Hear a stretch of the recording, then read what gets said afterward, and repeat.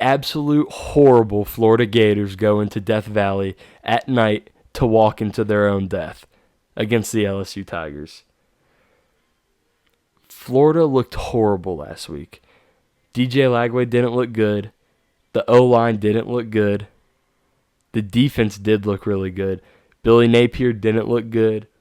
The Jaden Ball looks like possibly a top 10 running back in college football. For whatever reason, they went away of him. I don't know why. Caleb Banks is going to play this week. It's going to be his first game. He hasn't played.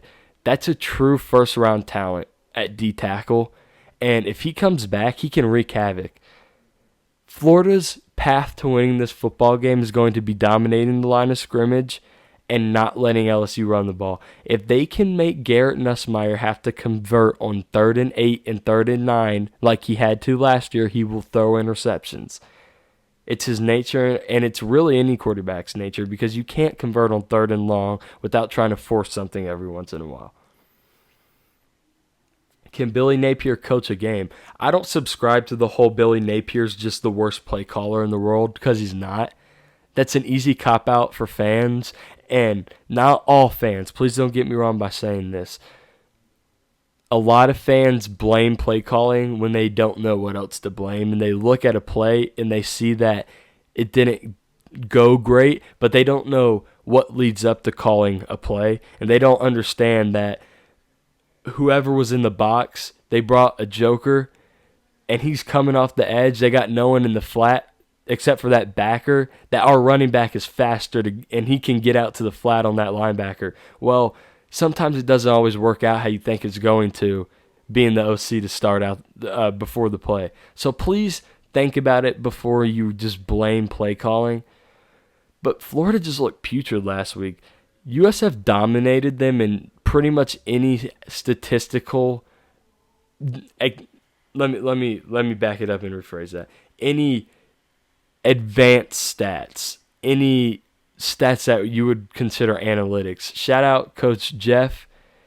He helps give websites for the analytics for this show all the time. Shout out Coach Jeff.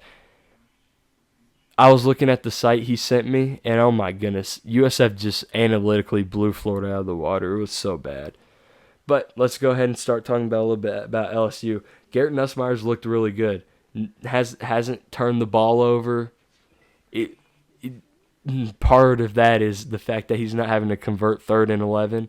But I'm really encouraged what I've seen from him. Caden Durham has got to show up. He didn't really show up against La Tech last week, but he did against Clemson Possible Paper Tigers. So let's see it. Let's see it from him. Harlan Bailey is the guy behind him. He can be an X factor in this game. If Caden Durham's not able to carry the ball well and LSU's struggling running the football and Harlan Bailey can come in there and run the football, that can be a big development in this football game. Aaron Anderson and Barryon Brown are a great receiver duo. They're going to be hard to guard for Florida. Good thing for Florida is they have 3 pretty much bump and run corners, and those are the type of corners that you really need against teams like Kentucky who are really fast and really gadgety at receiver. This defense, let me not jump the gun here. Let's talk a little bit about the O-line. Florida can eat this offensive line if they play to their potential because the O-line's not great for LSU. Caleb Banks is back. We'll see.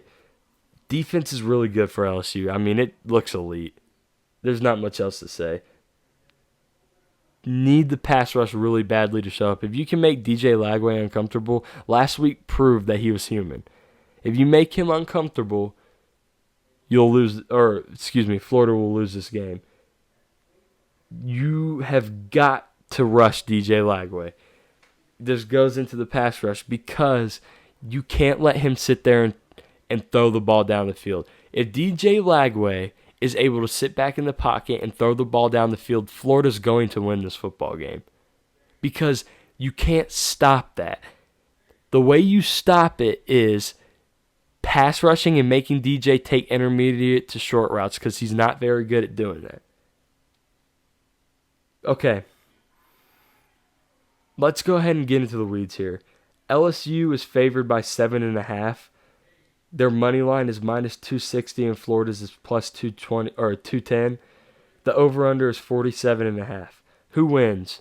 Obviously, LSU wins this football game. LSU's going to win this football game. I have little to no doubt. I don't believe in Florida. I don't trust Florida at all. Potential-wise, Florida can absolutely win this football game, but why should I expect them to bring it? At all.